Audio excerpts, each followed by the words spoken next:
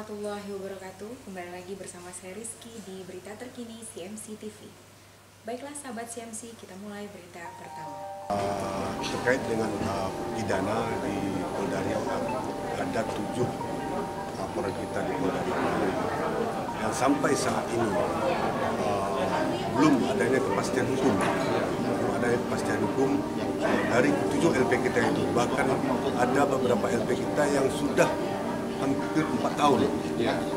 Sampai saat ini belum ada kepastian hukum, sehingga Puskopkar tidak dapat menjalankan program operasi kalau terus dihadapkan dengan proses-proses hukum depannya. Jadi harapan kita kepada penegak hukum di Provinsi Riau dan khususnya Kapolda Riau untuk memastikan hukum apakah itu bisa dilanjutkan atau tidak.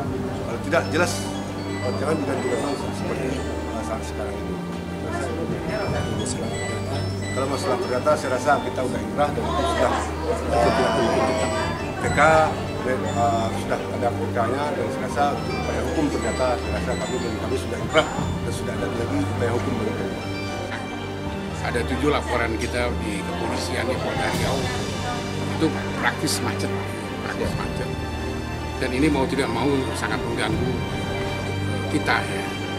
Kita yang tadi sudah disampaikan oleh Pak Ketua, 7 tahun kita masih suri stagnan nih. Padahal kebutuhan rumah di Riau ini khususnya di Pekanbaru itu sangat luar biasa. Tapi ya kita nggak bisa bikin apa-apa karena setelah kalah di media hijau yang terjadi Menakib sendiri. Mereka nyerbu kebun kita, mereka mengancam dan sebagainya lah, tindakan-tindakan itu saya sudah di luar jalur hukum. Kita tahu akibatnya sampai ada beberapa orang yang meninggal dunia dan luka-luka. Nah karena itu kita minta Polda Riau dalam hal ini ya berpihaklah pada kenyataan keadilan ya, bagi kepentingan masyarakat, bagi kepentingan pertumbuhan ekonomi di Provinsi Riau. Kalau dibiarkan seperti ini, maka Puskopkar Riau ini mati suri terus ya. Kapan dia akan berbuat dan berkembang. Jadi Polri sebagai agent of development bukan hanya penegak hukum, tapi juga sebagai agen pembangunan. Mestinya dia harus mendukung seluruh kegiatan yang memang bertujuan untuk pertumbuhan ekonomi, termasuk Puskopkar Riau ini. Jadi kalau memang jelas, jangan lagi bicara NO lah segala macam, realitasnya. Siapa yang pengurus Puskopkar Riau yang sebenarnya? Yang pesertanya ini jelas dari koperasi primer yang berbadan hukum. Masih juga bicara NO putusan yang dipenggal-penggal dibacaannya ya. Kita sudah PK, udah inkrah, selesai. Jadi perdataannya udah nggak ada lagi.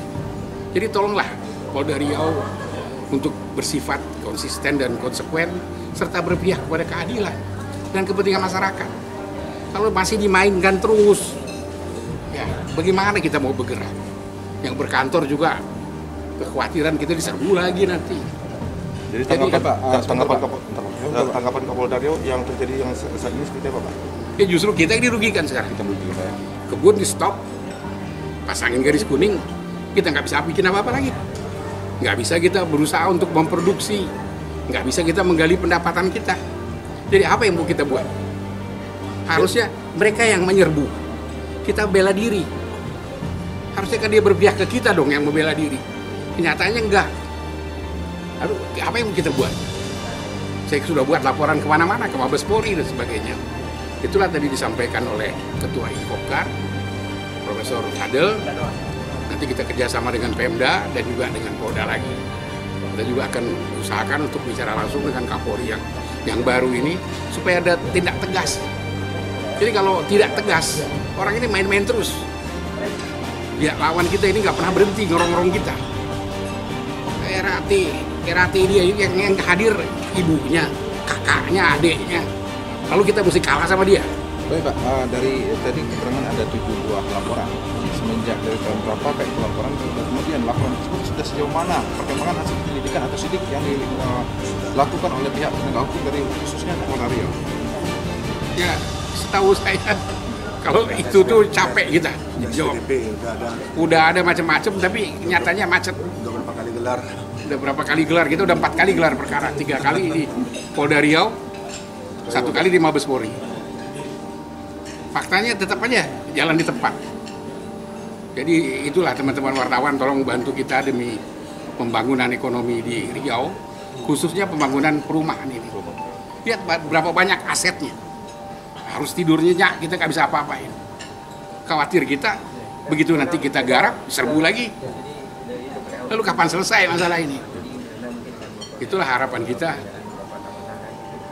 Polda mesti tegas. Dan jangan kita yang diserbu, kita pula yang ditangkap nanti. Aneh-aneh pula lagi. Kayak sekarang kan kita yang diserbu, kita yang ditangkap. Ini kan nggak lucu. Rumah kita diserbu orang, kita bela diri. Apa mesti kita yang harus ditangkap? Jadi seolah-olah ini artinya pihak kepolisian sebagai penegak hukum di khususnya Polda Riau sudah melakukan upaya-upaya, tapi pada saat ini sampai detik ini belum ada kepastian hukum dari 7 buah laporan tersebut. Ya, itulah faktanya, kenyataannya gitu. Belum ada kepastian. Ya, kita tadi juga informasi dengan Kajati yang sudah katanya dijadikan tersangka, ternyata berkasnya juga belum dikirim saat ini. Jadi di mana macetnya, walau-walau lah kita. Hanya Tuhan lah yang tahu.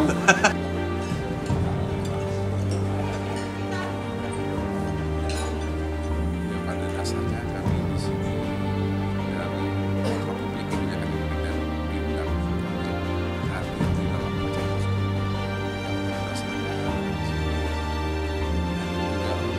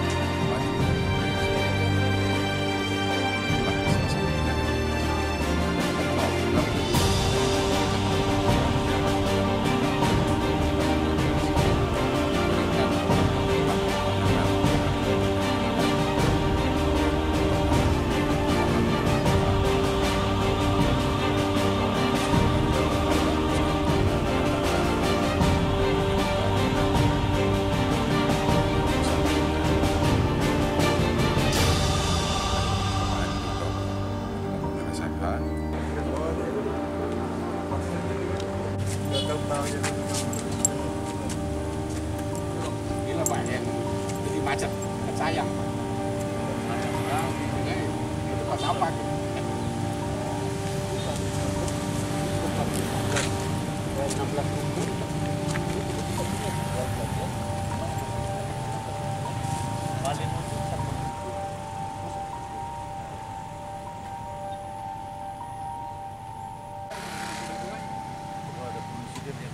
Iya betul, itu ada polisi dan itu.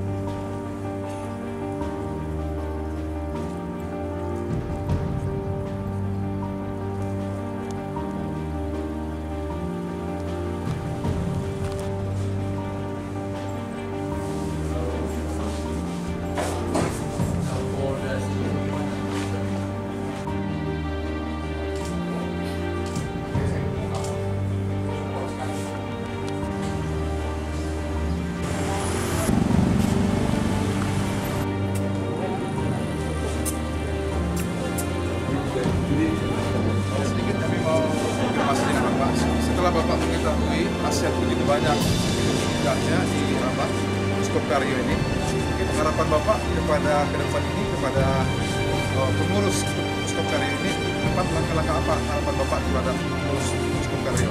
Saya mengharapkan ada 3 langkah yang dipersiapkan buat Puskop Riau. Yang pertama, penguasaan asetnya dijaga lagi, supaya jangan ada yang ganggu administrasi yang benar. Itu nomor satu, karena hak daripada operasi yang demikian banyak anggotanya, mereka 1000 orang sebagai tempat keputusan. Yang kedua, kita selesaikan secara legal tanah-tanah tadi dengan pemerintah supaya bisa ditumbuh kembangkan, bisa dibangun kembali. Yang ketiga, pembangunannya bekerjasama dengan pemerintah saja. Dan kita akan atur misalnya pasar dengan Menteri Perdagangan untuk membangun pasar tradisional, rehab tradisional. Ini dengan Menteri Perumahan. Jadi kita usahakan kerjasama dengan pemerintah. Karena pemerintah punya program yang perumahan rakyat dan pasar ini harus kita dukung. Jadi kemudian di sini harapan Bapak kepada pemerintah daerah, mulai dari pemerintahan desa sampai ke pemerintah provinsi sampai ke pemerintah pusat, artinya untuk mendukung kegiatan itu. Seperti apa harapan Bapak kira-kira kepada pemerintahan desa sampai pemerintah pusat? Jadi dengan tadi kita menghadiri rapat tahunan anggota bersama Wakil Gubernur yang ditugaskan Pak Gubernur, maka dengan demikian rapat ini merupakan langkah awal daripada kebangkitan Puskopkar Provinsi Riau. Adalah awal kebangkitan karena semuanya sudah ada Wakil Gubernur, ada kami dari pusat, ada ini awal kebangkitan. Nah, kita mohon semua pihak agar memberikan dukungan. Tadi kan juga dari kepolisian ada, kejaksaan ada, semua ada.